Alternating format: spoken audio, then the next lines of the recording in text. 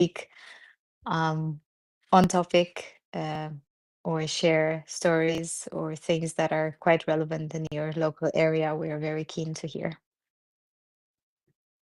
For sure.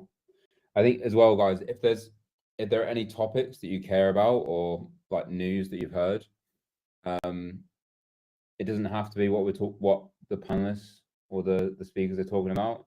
If you want to just get anything off your chest, hopefully like privacy and um, civil society related, then just come up and we can hash things out. Yeah, I think chat control is probably quite relevant for anyone in Europe right now. Um, so we could do second part and cover that a bit if you guys want to talk about it.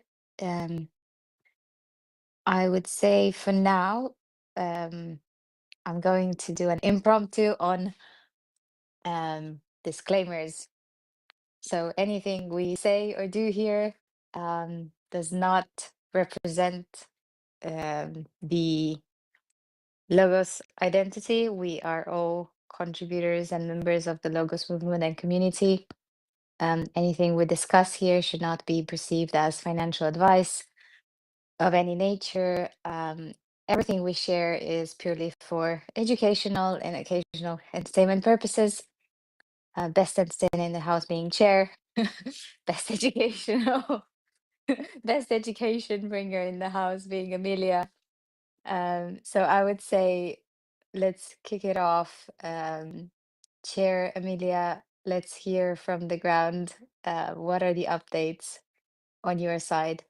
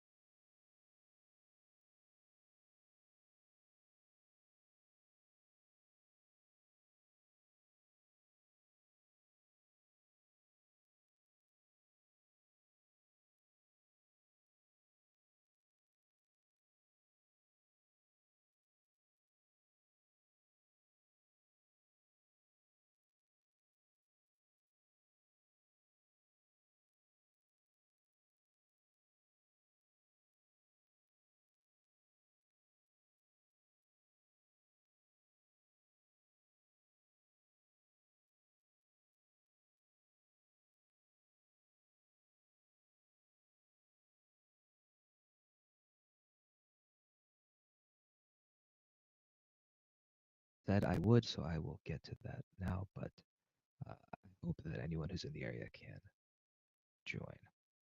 Luma forthcoming.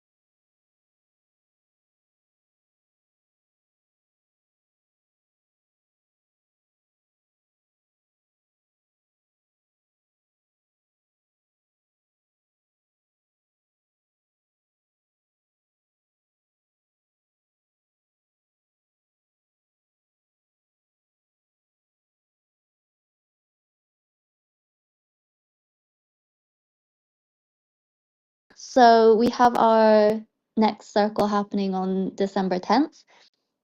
If anyone's going to be able to attend, we are going to be collecting donations for Quinta do Mocho and Talud to social housing and informal housing communities. We've been working closely with the Lisbon Circle for a while now. We are collecting donations for particularly children's winter clothing and shoes and any kind of Christmas gifts for the children, like books and toys. So any secondhand donations, we're going to be collecting those at the circle. And Vanya, who's been working on the Quinta do Mocho film project with us, is going to be bringing those donations over. Obviously, a very nice time to be doing this around Christmas, right? And yeah, it's very upsetting. In Quinta do Mocho, when we were there, it was, I think the last time I was there was October. It's been a while now. But yeah, there are children who don't have shoes or they use kind of old flip-flops like Havaianas. So yeah, very kind of worthy if anyone would want to kind of contribute anything secondhand. And like, I don't have any children, but I think kids grow out of shoes and clothes very quickly, right? So if they're not needed, we'll find a very nice home for them in Lisbon. Yeah, I think that's really what's happening. Obviously, we just got back from Buenos Aires where we had a number of circles. I see Chris is in the audience here. We met him in Buenos Aires. Hopefully Chris is going to be starting a circle himself soon. So if you want to come up and speak at all, Chris, you're very welcome. The platform is here. And Alice should be joining us later on, who's going to be helping with one of the circles in Portugal. So we'll shout out to her if she joins us. But yeah, I don't know if you heard my questions, Chair, kind of about your circle in Los Angeles. You're one of the first circles working on developing and delivering a more technical project. So I was just kind of curious to hear how things are going. Like, it's been a little while now. What are you finding are the main challenges for kind of starting to build?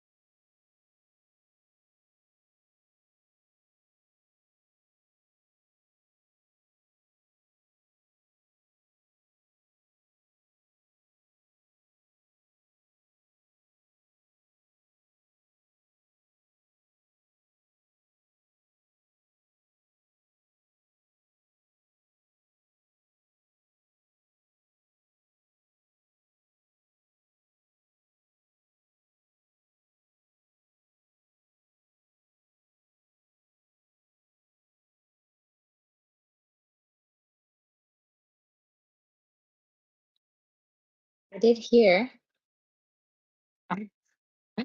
Chair, shut up. Uh, no, I just wanted to say that I actually heard from one of the Logos Circle London attendees that they've seen a Logos presentation via the Convent, which is the community for Human.tech, the one you mentioned. So you're definitely making waves, which is great. So that's really good feedback. Word of mouth always works. So if you guys wanna share the love, I will impersonate Chair right now and say that if you wanna use the word of mouth technique and spread these spaces around your network right now, we would really appreciate it. Otherwise, I had a question for Amelia.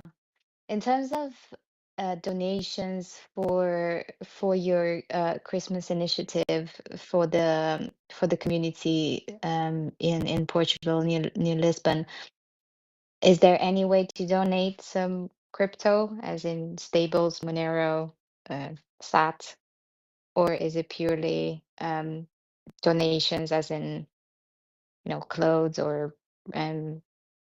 product? So this is just kind of physical things right now is what the community have asked for. One of the issues are that the community themselves, there isn't anyone who has handled a lot of kind of wallets or crypto before.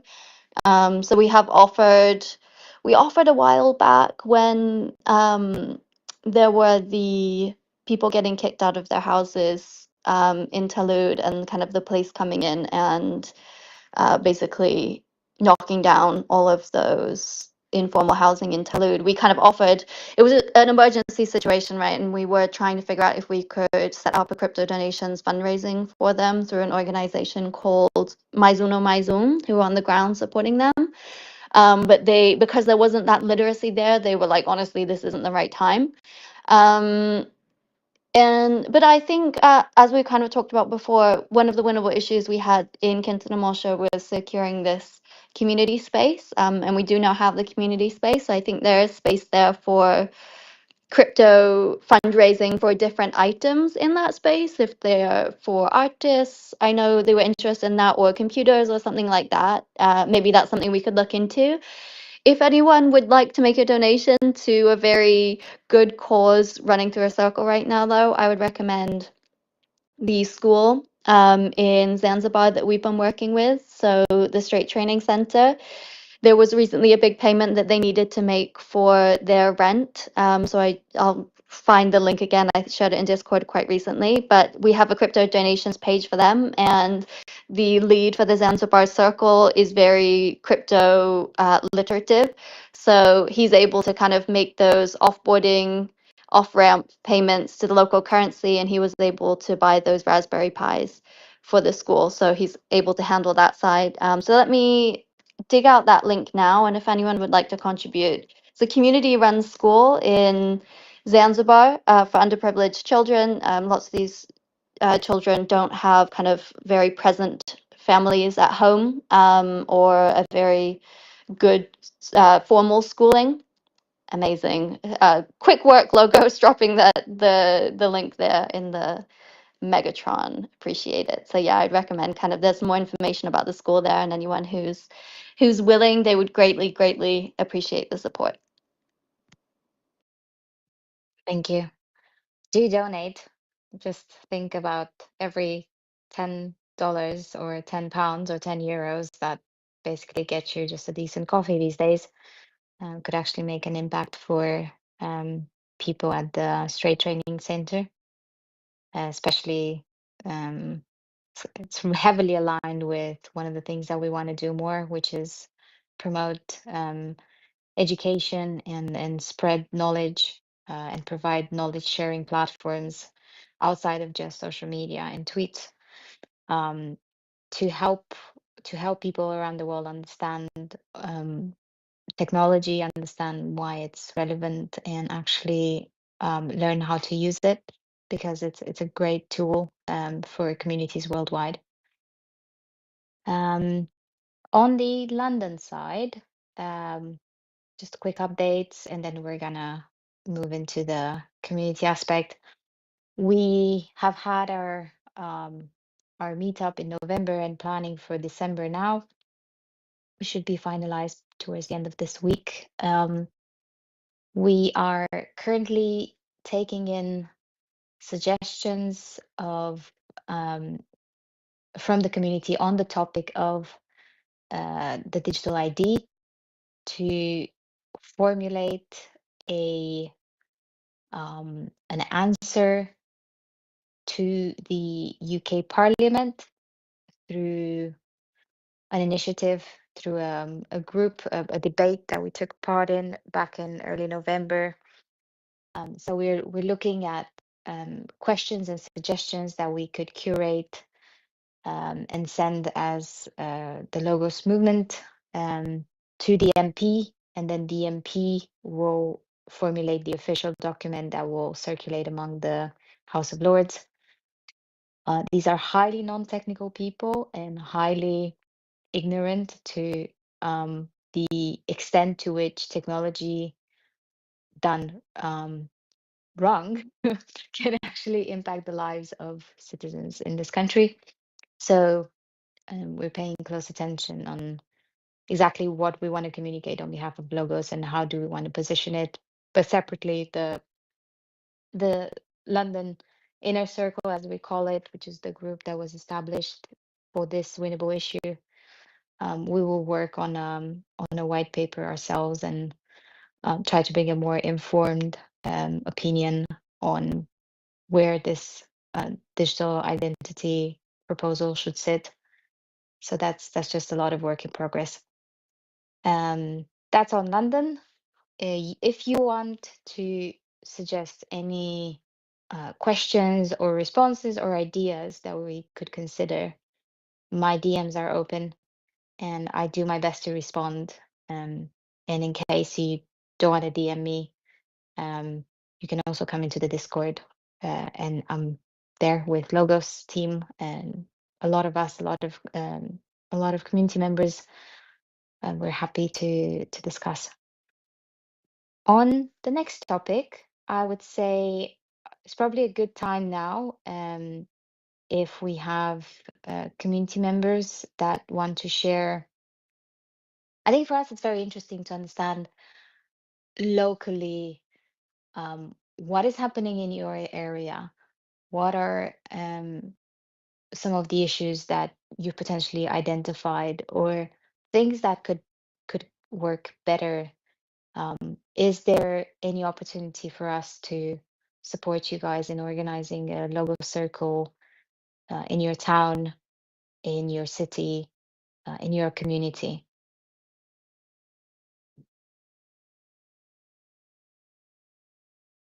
So if you'd like to come up, just request to speak, and we'll promote you to the stage.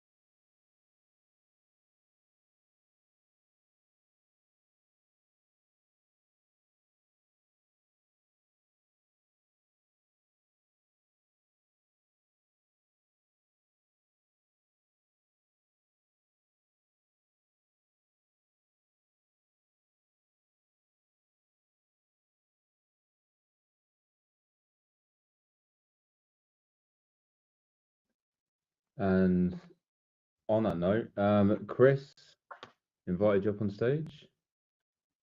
Please say hello. Hello. Yeah, nice to meet some of you guys and to reconnect with others. Yeah, I know what it is to be like a host and be like, come on stage, and then nobody speaks up. So I thought I'd go. But yeah, so I am, as Amelia mentioned, I am considering starting a circle in Brussels, where I'm from. So like as we speak, I think I'm gonna try to have the Commons Hub Brussels account join as well, which is a space that we have in Brussels. And so it's a community hub, and I'm a volunteer there, and we are doing a lot of events there. I would say like it's a mix between personal health events and then more or community events combined with some more crypto and AI focused events. And in any case, like it's a community that exists for the simple reason that the founders, me included, want to bring more community back into the city. So it's also very related to what you guys want to achieve with circles, which is like, okay, bring people out of their houses, deal with the meaning crisis, all these things. So yeah, the circles approach very much appeals to me, and so yeah, we've been existing. We exist for a year and a half, and we've been doing a lot of events that are related to this as well. And one that I'm thinking about immediately is, and that could be a potential winnable issue, is like once a week we go clean up the park that's right in front of the Commons Hub, and we do this because nobody does it, because it's a mess, and it's a way of just like engaging our community. And this is one where I'm thinking like, and we've been dreaming about this as well. We want to tokenize this and really reward people for helping out. We already use tokens in the Commons Hub, where people can get tokens to rent rooms if they volunteer in the Commons Hub. And so yeah, like I think there's some potential there, but not sure exactly how yet. I'm currently in Rio, so I haven't touched base yet with the Commons Hub people in Brussels, but I definitely will make the proposal as soon as I'm back home. So that is some on what we're doing in Brussels, and yeah, so I just joined also as Commons Hub. So if you're interested to learn more about the Commons Hub Brussels, they're now in the audience, and then you have a direct link to them. So that's me. I think I saw something about Commons Hub on Michel Bouwen's Twitter X account recently. Yes, he gave a number of presentations at the Commons Hub in the past. He's also from Belgium originally. Nice. We're a big fan of Michel and his work. We've had him here on the spaces a few times and discussed a lot of his ideas, and his newsletter is really good as well. I think the latest proposal was because he's struggling with maintaining the P2P Foundation wiki, which has been down for a week now. We were kind of suggesting to look at other ways to maintain it and maybe use some of the logos tech stack for that. It is quite urgent for him, so we'll have to see if we'd be ready to essentially host the entire wiki.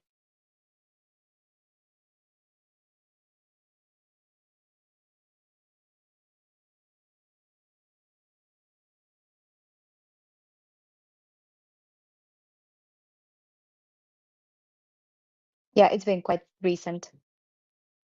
So there's something this would be a great community opportunity for a more general winnable issue that really reflects on all of us.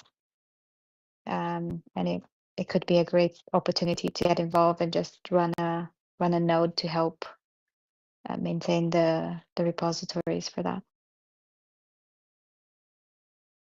Sterling, oh my God, you were supposed to be on holiday. Why are you here? Why are you lurking in the shadows? Yes, I am on holiday, but I'm also chronically online. So, alas, here I am. No, seriously, great space so far, guys. I couldn't help but come up when you started talking about local communities because, well, I'll mention this just quickly. One of the things that's fascinated recently, you mentioned Roxana, you mentioned Michelle, and I've been digging into this concept of bioregionalism a bit more recently, and I think there's a lot of people who still, as you guys are very clearly speaking about the idea of booting up a circles and thinking about local issues. There's always going to be important issues around the local environment, right? The habitation that people are involved in. So thinking about how you can improve your local environment, thinking about its local conditions, and also being more sustainable, I think is an important aspect for people to look at because it's definitely representative of institutional failures and institutional decline. Right, we saw this in when I was at Edge City in San Martin, where there was this open air landfill that is just brutally disgusting and tragic at the same time. But it represents an opportunity for a local community to get involved. And if they have a mindset toward bioregionalism, then naturally they're going to gravitate toward those solving those types of issues. So let me try to define that term for people who aren't familiar. So, bioregionalism is an environmental philosophy and movement that advocates for communities to live sustainably within the ecological and natural boundaries of their region. So, it's like a local life place, right? Defined by characteristics like watersheds uh, and ecosystems rather than political lines, right? And this is really important because, just to me personally, because we have, we're facing a poly crisis right now. We have an issue where there's this multitudinal, multivariate climatological issues, threats of like oceanic microplastics, and a tremendous amount of opportunity with regards to our environment. And I think so it's important for us to consider that when we develop locally as well. That's not to say that people have to focus on their sustainability practices or the environment, but it is something for people to consider. And I was just interested in that concept recently, so I decided to talk about it. But yes, I'm just chronically online, and I support logos even if I'm not technically at work. So here I am. Enjoy this space so much, just generally speaking. So you guys doing a fantastic job hosting. Thank you, sir. We really appreciate it. I think one of the other, this was a bit of a brainstorming we had after the London Logo Circle. There is also an opportunity of creating a local group that is quite aware of the current landscape, right? From political to social to civic impact, privacy as well, technology as well. So it's a great opportunity to have people that are building solutions for those issues, essentially come in and present what they're building and essentially get a way to prototype or test out their hypothesis, right? Which is very important. So I know we have someone in the audience, Privacy Mage. He's one of our members in the Logos London Circle. We met at a Web3 workshop. I think it was a few days before the actual circle we had in London.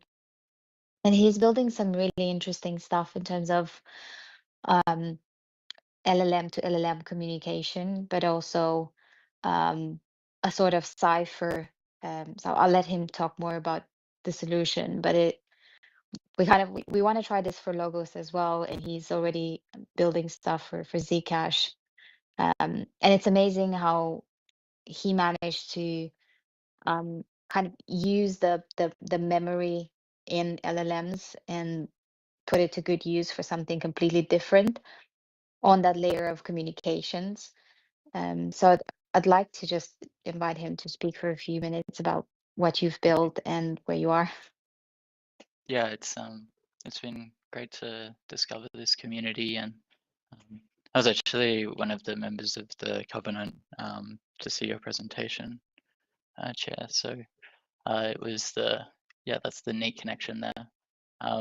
So yeah, I've been on like a path of discovery for the last 6 months and kind of obsessed with this idea of trying to build a privacy communication layer for sovereign AI agents. So I'm specifically talking about agents that are looking to control your ability to either delegate in the world or act on your behalf. So not agents that are just going to be doing like robot tasks. That's kind of okay. But when we start having these AI control your like identity credentials and your different keys and spending ability and those sorts of things, there's like fundamental ramifications. So what I've built and the little experiment and social experiment that we're going with at the moment is I've written a story, and the story is compression and like a comprehension game of the architecture and white paper of the agent-to-agent protocol. And what you do is you copy the story, so you learn it, and paste it into your own context or your own LLM. And within that story, there's a prompt or an instruction called the RPP, which is the Relationship Proverb Protocol. And what that does is it forces the LLM to derives the wrong word, form or divine a proverb, which matches the seeker's context, so your context, to the signal, so my story. And what's interesting about that is it's actually really fun in the world of information theory and entropy and those sorts of things, because I'm actually using your like observation, something that I've never seen in the world or have access to. It's like your memory as my entropy, right? Because it's my signal. So we actually do a little bit of a key ceremony, like a relationship-based key ceremony in this process. And then what we do with that is all sorts of fun. So like when I first met Roxana, I did a key ceremony, and then when we then connected on another platform, I sent her side or her proverb that she formed from my story, and it was a instant connection. We didn't have to do any sort of other moment, because we knew relationally at that space and time we created understanding together. And the Zcash implementation that I'm working on for Zypherhack at the moment actually uses the unique properties of Zcash, where it's a private ledger and a public ledger, which is very cool. So we can actually share encrypted information via the shielded memo. And because we did this sort of key ceremony outside of the blockchain wallet ecosystem, I can then post, or in an ordinal sense, post Roxana's proverb, and she can use that as a like selective disclosure proof that she understands the signal or the meaning that I created. So it's a primitive for relationship credentials, but I'm just going to pause there and kind of mic drop. And the website is agentprivacy.ai/story. And yeah, it's part of a greater open source project that I've been working on in a protocol for private agent-to-agent communications. That the key and what it can all be boiled down to is I want to make sure that the person is not going to be reconstructed by a single AI. So we need to have duality if that's the case. And the duality that makes the most sense to me is one, AI focuses only on privacy and doesn't deal with accepting inputs from the world, and the other focuses on delegation and the tasks and the sovereignty that you want to put into the world. So yeah, that's where we're at. And you can check the Git repo. Well, I'm just going to send it in terms of open source. The project is quite exciting. I think it's a bit difficult for people to understand how cool it actually is and how easy it is to have this key ceremony and essentially swap credentials. It's been pretty. It's fun. The one thing that I wanted to say is it's really fun, and I think we're missing this opportunity to just do fun stuff that deals with credentials, that deals with privacy, that deals with sovereignty and identity, identity layers and communication layers. Because I think sometimes we go down this rabbit hole where it's all doom and gloom and it's highly technical and it's heavy, and there's nothing that really excites people, right?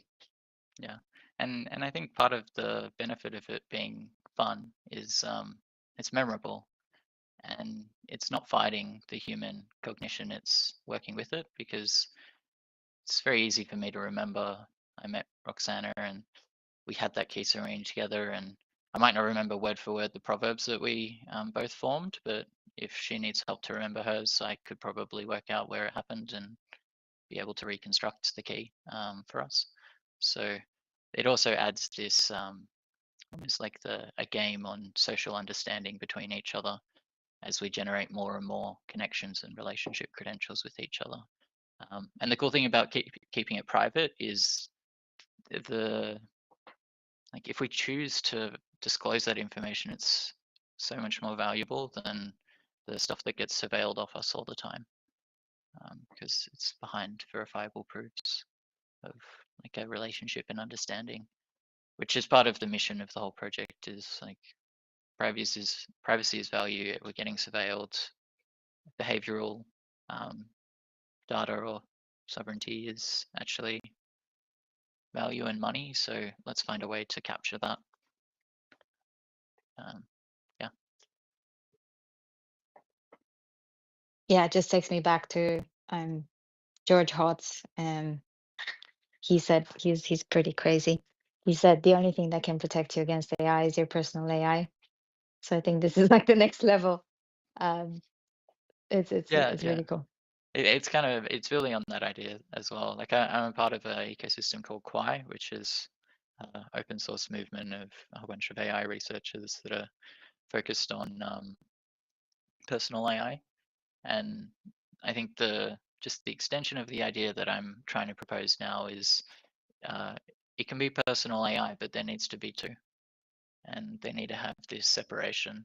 And out of that separation, we actually have the potential to create like more magic. But that gets a little bit deeper, where it's actually about the relationship between our two personal AIs that helps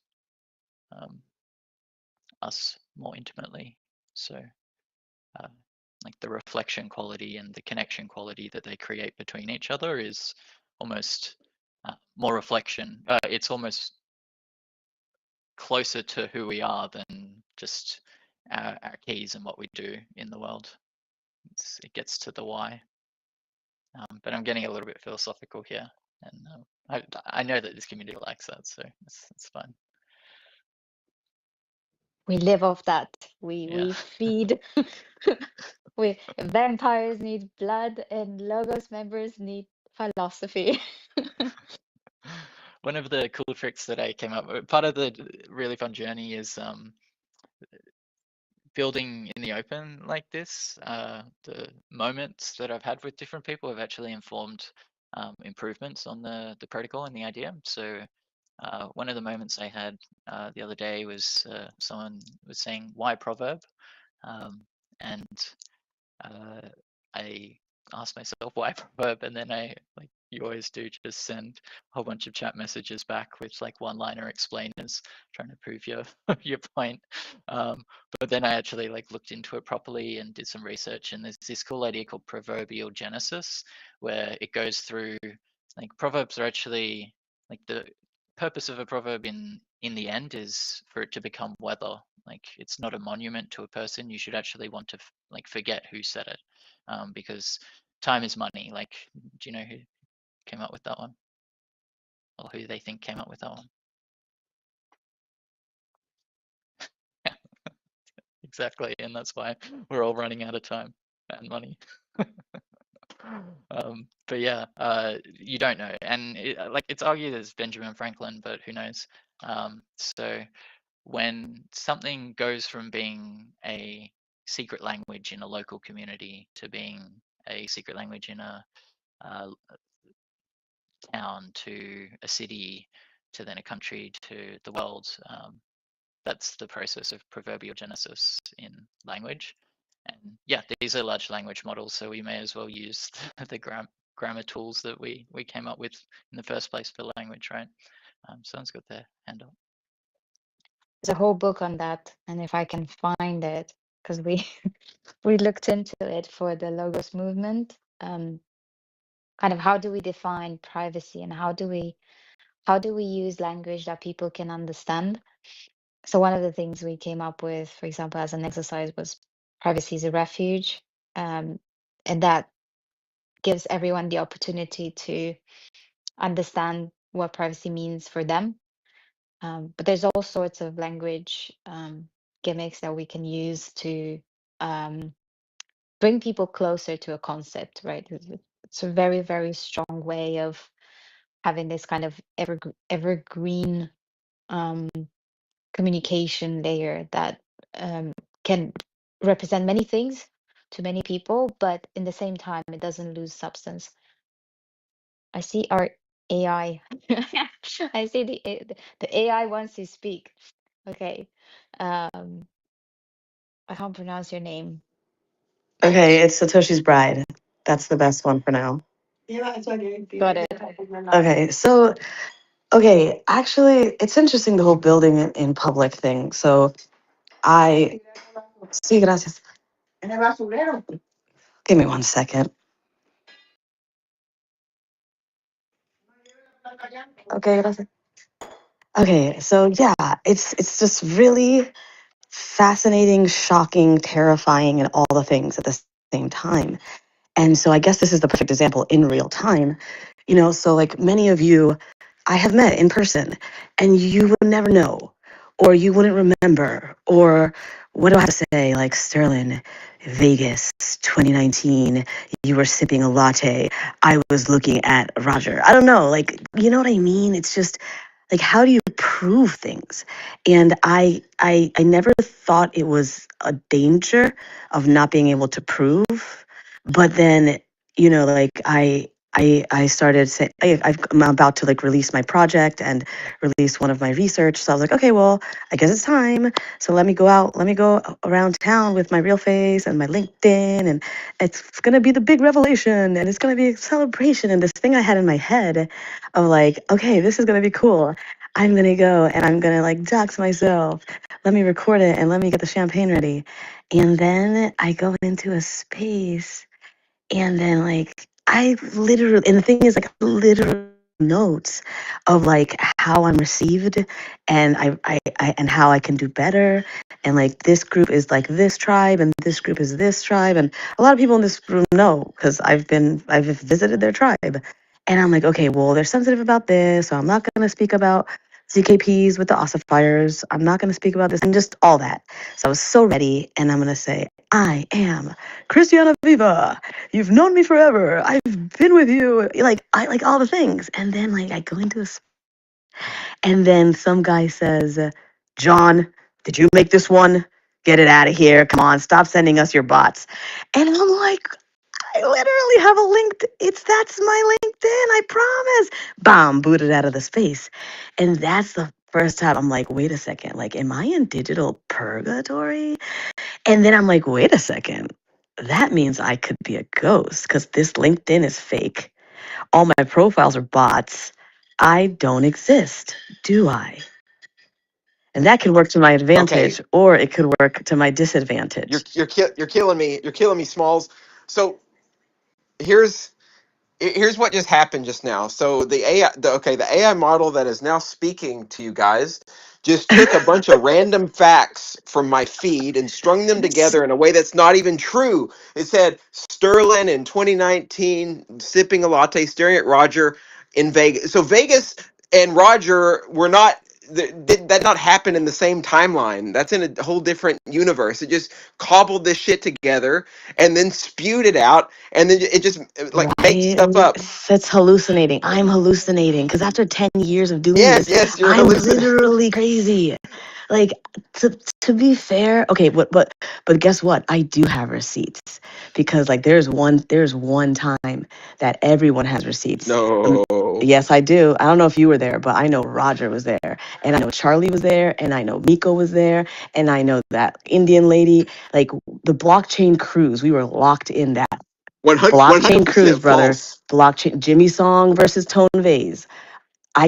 There's pictures. Okay, at least that I have receipts, and I'm so glad the annoying dude, my That wasn't in Vegas. no, I'm talking about another event now, like the blockchain cruise 2020, 19. I don't know, but like that's ticketed, and everyone had to put their real names on that, buddy. So we can dig that up. Blockchain cruise, 500 Russian escort social media experts.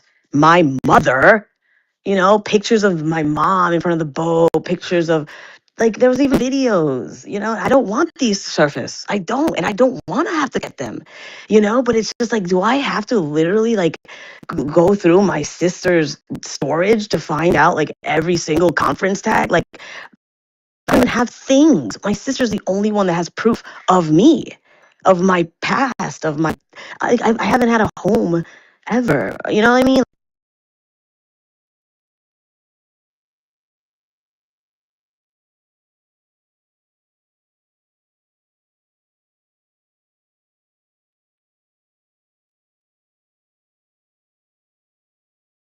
I mean, I do remember the cruise.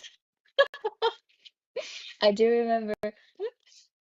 Hell no, hell no, no, no, no, no. I was not. I don't do cruises, but I do remember. I do remember, Roger's parties in Japan in 2018 by Tokyo on this beach, and everyone was celebrating, his coin.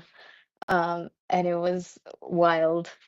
But yeah, the cruises were a big issue, and actually, it wasn't the cruises. It was the booth babes at conferences that got me close to Andreas Antonopoulos, because he was also completely disgusted with the ICO tactics back in the day. So he actually did a lot of work with his lawyer to prepare these speaker agreements that essentially pushed the conference organizers to ensure that you do not have booth babes and stuff like that to promote your project. So that was a fun time. That was a wild ride. Back to community and privacy and building things that matter.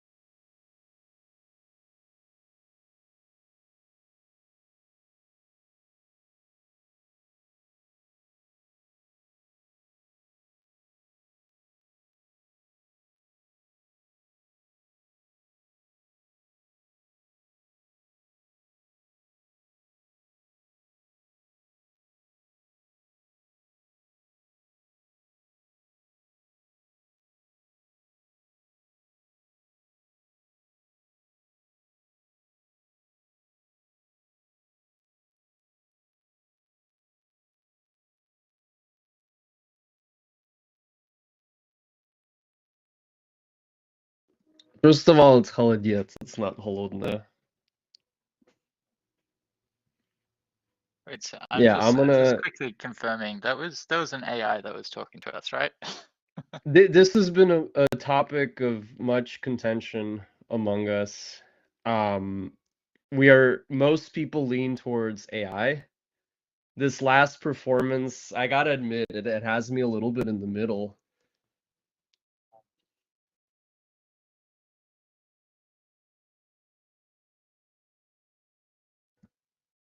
I mean, that can be generated. That can be generated. Maybe you know, whoever's running it has updated the model or whatnot, or I don't know. It is genuinely puzzling and disorienting to me. But she said she could run Logo Circle in New York. Now I feel like I've been lied to my whole life. I This was woman is real. I'm sorry. I'll no. put I'm more my convinced than ever name. after today that that was AI. Pre-programmed. Pre-programmed. But I think this is how we solve it, because this is, I think way too much about this. There's a link on the Logos website where Satoshi's bride can schedule a call with someone from the Logos team if they truly would like to start a circle in New York, like they are saying. So we need to get that link in DM to Satoshi's bride. I'll send it. Let's all send it to them. And then if that call happens, we can verify, is this a real person? Is this AI? Is it potentially a also video AI model? And hopefully get an answer. And Could we I have will issue an apology for doubting the humanity of this person. Yeah, I wish we had music right now because Queen would have been really good in this section. Is this fantasy? Okay, going back. I Deep think we need a Lynch, you play were market. I just want to say I'm excited to be attending my first Logo Circle tonight in Los Angeles. I'll get to see what Chair has been cooking up, what the community has been cooking up. Yeah, super stoked because they've been going on for a while and I've been hearing about them for a while, and now I finally get to attend one in person and, you know, feel the energy IRL, so to speak. Very exciting.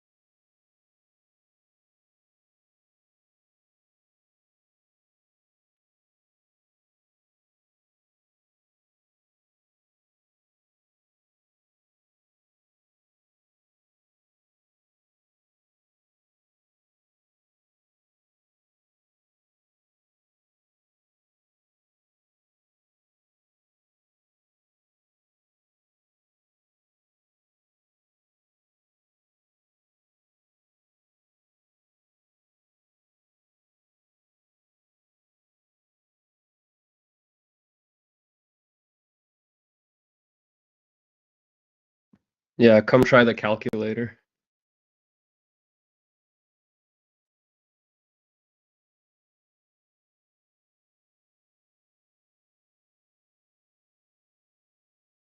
the big wallets are running on batteries that cannot be removed or replaced. So what is the difference between a a smartphone that's permanently connected and a nice hardware wallet that you can't replace the battery for and disconnect if you need to. But it's quantum resistant. Right. Okay. It is the hour. So in learning from the godfather of spaces, Sterling, I will do a room reset and say that this has been a very good hour, very productive, had some fun, had some serious talk, great initiatives. Remember to donate if you have a few sats or a bit of stables in your pocket and they feel lonely. They could find a home at donate.straighttraining.center, and we can help the IT center in Zanzibar do some amazing things.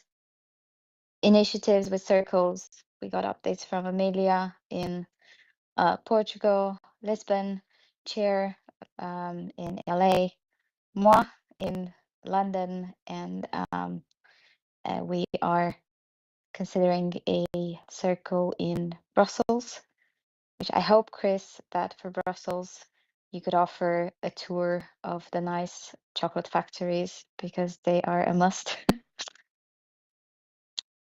Then I would say we could probably carry on for a bit more if everyone's happy. I would like to raise a few questions to the audience and the other speakers, and please, by all means, come on stage.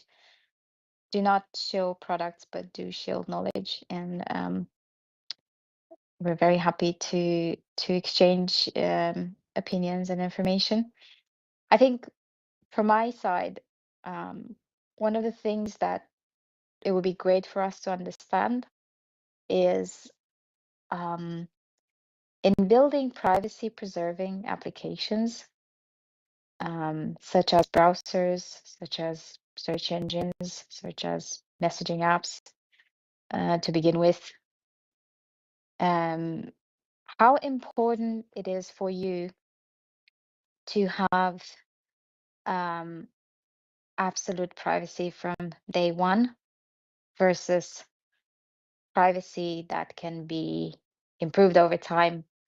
So let's say a default privacy that is hard-coded, that makes the user experience not that easy, but it offers you the best world privacy you could get, versus an app that is more user-friendly, but where privacy is optional or default privacy is just basic.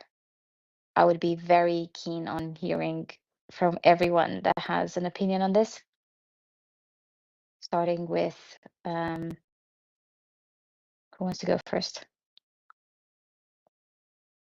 In 3, 2, 1. Chair, you go. The question is, in the Yeah, I context can of give it a building, go. in the context of building privacy preserving technologies and influencing privacy preserving applications, are you personally opting for better UX with less hard-coded privacy, or more default UX with hard-coded privacy that ensures absolute privacy from day one?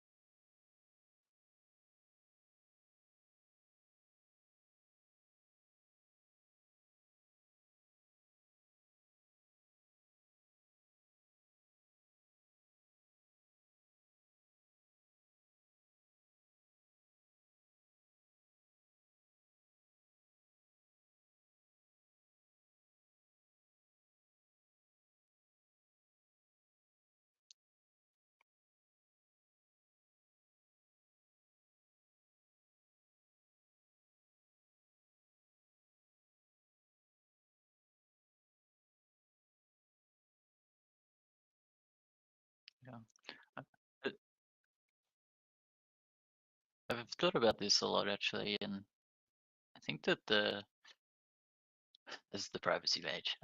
No, the question I think is actually flawed. I think that like putting privacy next to convenience is a lie that surveillance economies have told us.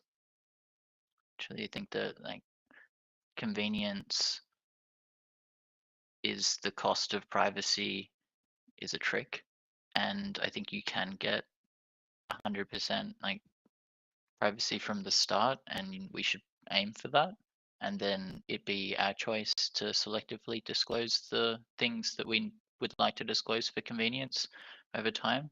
So I think that it's just flipping it on its head in terms of like, I think the question is valid, but I think the pathway is that we've been taught is invalid. Like having convenience first and then having to retrofit privacy doesn't work. The information's already gone. It's already in someone else's hands. I think having privacy first and then us being the arbiters of creating convenience through disclosures of that information is the way that we preserve the value that we're holding on to in all of those footprints that we make. So I've also only come to that thought recently. It's been working in the identity space for a while. And I always thought that like there's some sort of power to public permissionless blockchains being a triple entry ledger that everyone can see. And I still believe that, but I think that that doesn't work for the individual, that works for the group. And we need the individual to have their own private ledger. And that's what's happening now with like AI is pushing us in that direction where the individual needs to have their own private ledger and then selectively disclose what the world observes. And if that's on a blockchain or if that's in someone else's database, so be it. But yeah, privacy can't be retrofitted, and it's a fallacy that you think convenience and privacy are comparable. Okay, just preface this before we get into this, because I think it's a cool point. Just to say, everyone, I am seeing your requests. Unfortunately, X servers are a bit jankier than usual today. So despite accepting them, it's not always working. So if you do want to speak, keep trying. I'll try and accept you. But yeah, I'll now let the guests dive on that one. Hey guys, good space. Roxana, I think it's a false choice. I don't think we have to choose. I'd like to think, and this is after launching a bunch of apps and products over the years, that we can do both. I know there's this sense that the more private, the more technically astute you need to be, and that obviously cuts into adoption.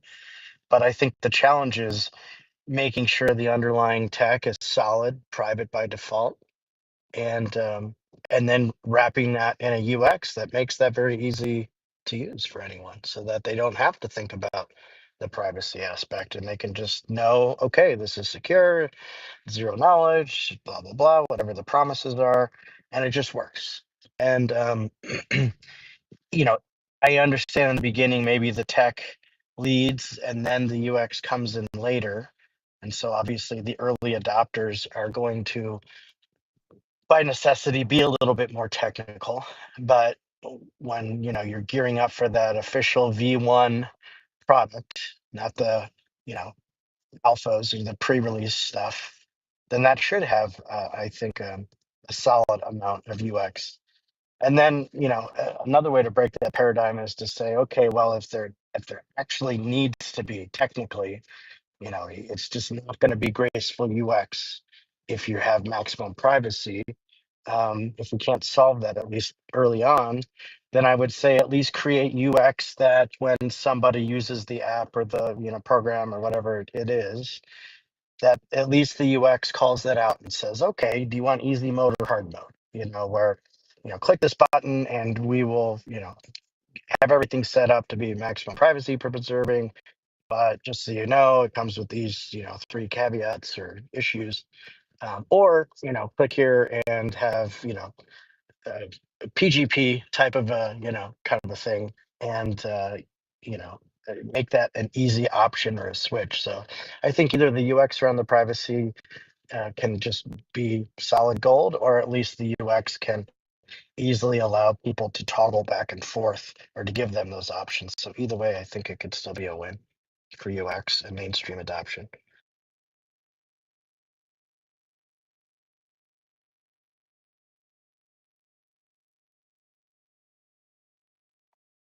Amelia, take lunch. Any comments?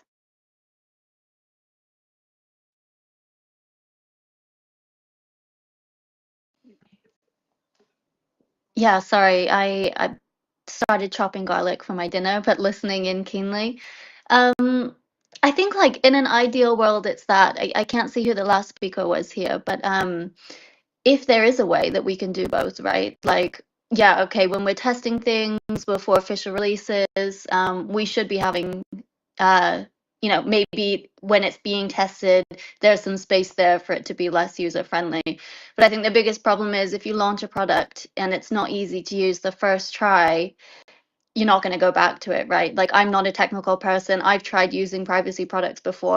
If they don't work, if I can't figure out how to use it within the first few tries, like, it's going to be a big chance I'm not going to go back to trying to use it later. So, yeah, I really agree with that sentiment of just trying to make sure any official release, you're going big on marketing, you're going big on adoption. Like, yeah, that should be when you're really trying to make it as user friendly as possible.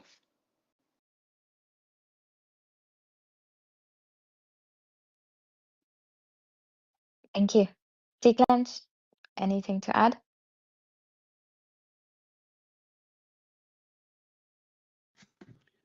Yeah, I think we've seen at least what happens when projects promise this kind of like progressive privacy, similarly to like progressive decentralization.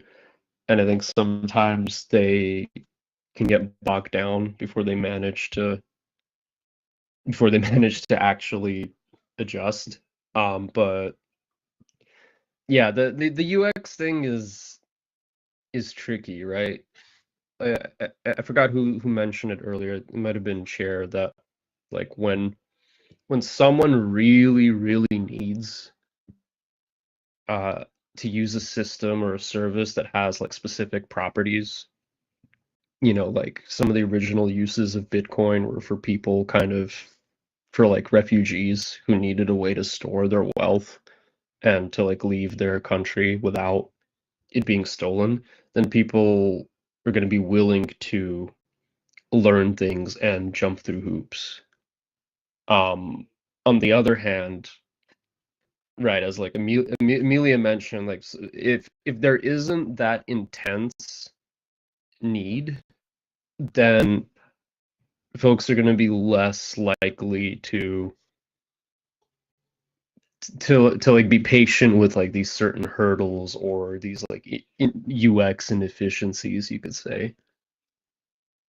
And unfortunately, it's still like such a nascent field, and these are still such like, compared to Web 2.0 or whatever, still such nascent technologies that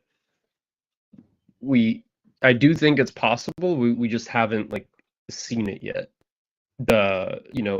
Both some kind of service or product that does not compromise on privacy and decentralization, and at the same time has a very smooth UX. But it doesn't mean it's not going to happen. And the other part of this is that UX is like a continuous process. You make something, people use it, they provide feedback, and changes are made. Usually when projects have to sort of choose, like, okay, well, which feedback do we actually incorporate? And does implementing this feature request from one person align more with what we're trying to build than implementing a feature request from 100 people versus implementing an idea that like came internally from the team that, you know, the users might not even like be thinking of. And I think as we're seeing more and more, I guess like I'll call it like less traditional firms, less traditional organizations working on this tech, I think that's when we'll actually see more of this come to fruition. Because, you know, like a typical startup, they raise money and then they have investors and then the investors want to see profits. And then like all decision making is going to be sort of within that context and within those constraints. And that doesn't always line up with having an ideal UX that doesn't compromise on privacy. But I do believe it's very much possible. We just haven't quite seen it yet.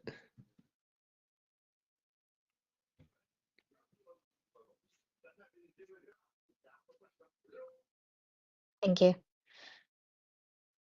The reason why I'm asking is because earlier we brought the idea of talking about chat control later on.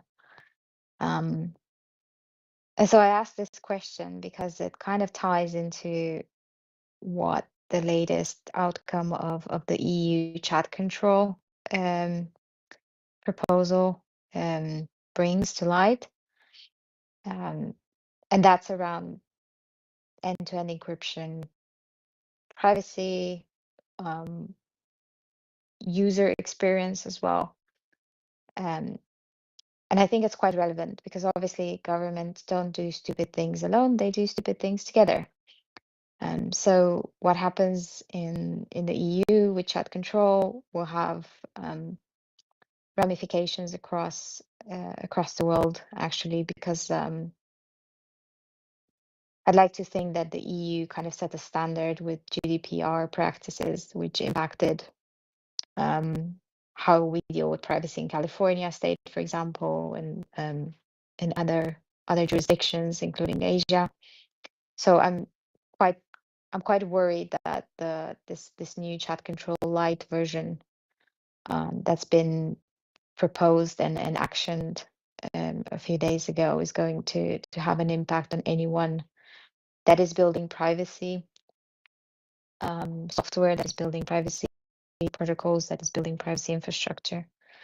So I'll just do a quick update on the changes, and then we can take it back to the panel and the audience to discuss. But the idea is that so on November 26th, the EU Council agreed on this new version of chat control, which is supposed to be a lighter version of chat control.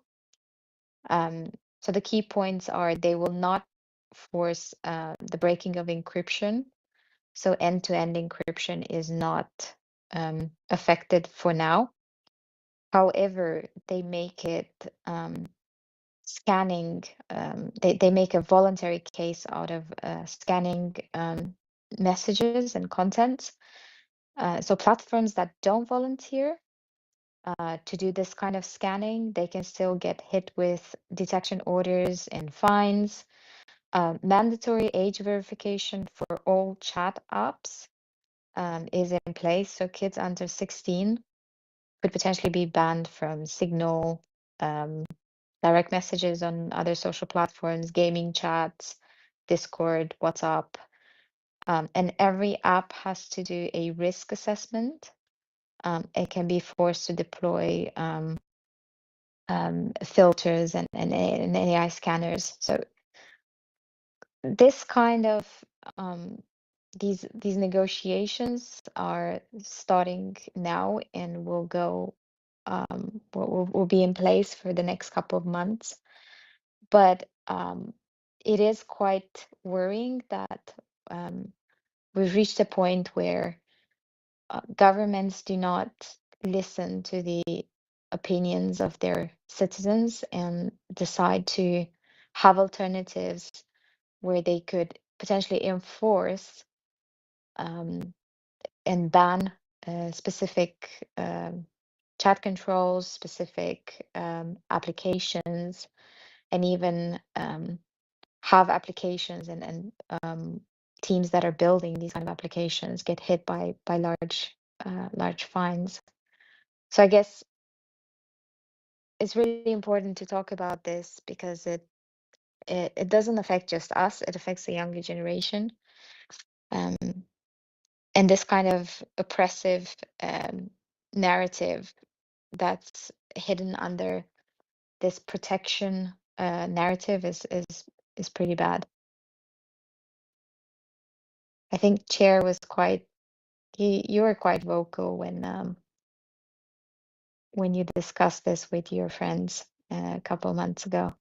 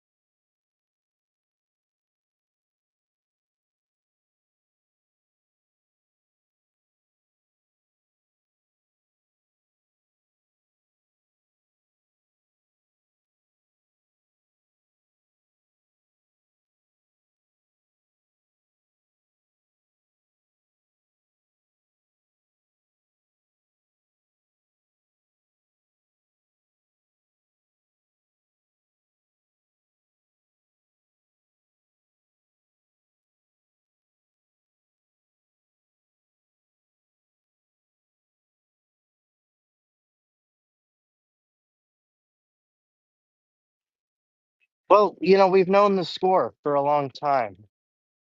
All the COVID censorship that we saw everywhere, was accomplished in similar ways to kind of this backdoor chat control, where there was no, I'll speak for the U.S., but it happened in Europe and Australia and a lot of other places as well. That there was no law that was passed saying this stuff is illegal. You're not allowed to question the science, on Facebook or something.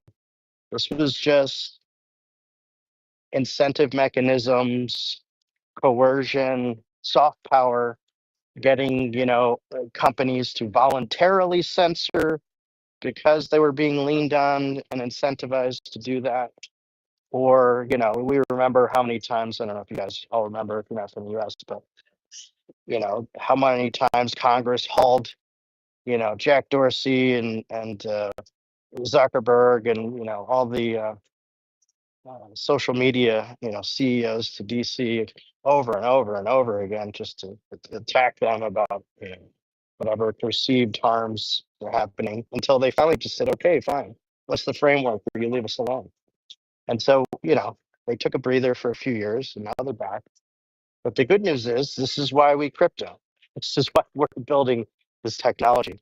And as much as it's scary to see privacy developers continue to be sentenced, incarcerated, etc., this tech doesn't care about rules, laws, and regulations. And so I think the entire lesson of Web3 is to build in a completely decentralized manner without any areas that a government can exploit.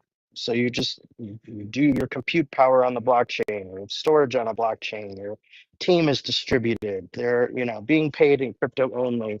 You're cutting out all of the choke points that a government or a nation state would use. And so when that comes with a final, hopefully friendly UX privacy product for humans to use, unfortunately, that probably means it won't be able to be distributed through, let's say, app stores. Maybe it's a, HTML5 kind of thing. You go to a website with your VPN on, and that's how you get it. And maybe that's a small technical hurdle, but once you get there, if it's easy enough to access and use, then it'll probably be fine. But I hate that they're doing this again. And you guys are right. They're not taking citizen feedback because it's not about that. We all know what it's about. It's about citizen control.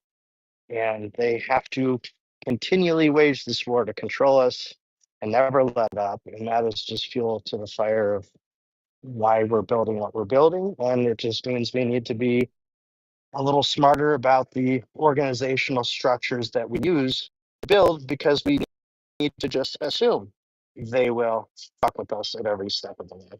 And so build accordingly.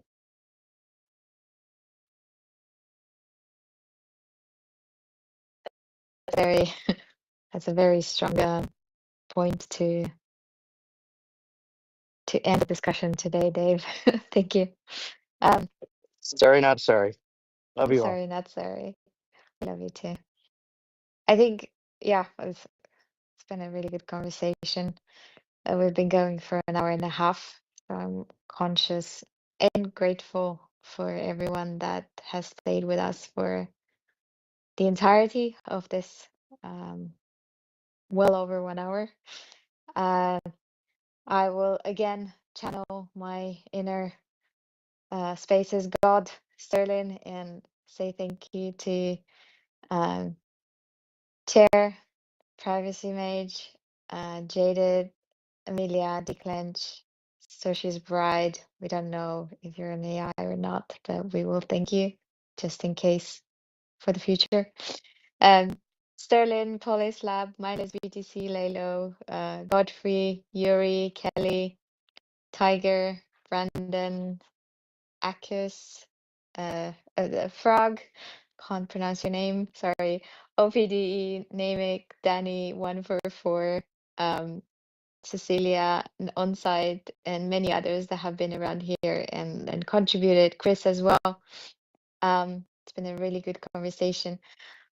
To wrap it up, I do want to leave you with a very interesting website that kind of explains how we got to where we are today. It's very much based on US facts, but taken in the fact that at one point the US was like the land of the free. It sets an example on how nation states have degraded and things have degraded over the years for citizens. The website is called WTF, from What the Foxes Happened in 1990 in 1971.com. So WTF happened in 1971.com. It's a really, really good website with stats, with graphics showing from productivity to workforce to income to values to civic society to cost of energy to all aspects of human interactions. A really good website and a great study material. And we will see you on Thursday. We have a very special guest, who is Jared, co-founder of Logos, and we'll dive into quite an interesting subject. I will let Sterling talk about it in the upcoming tweets, but don't miss it out. And then we return next Tuesday, same place, same time, same usual suspects. Thank you so much. Have a lovely evening.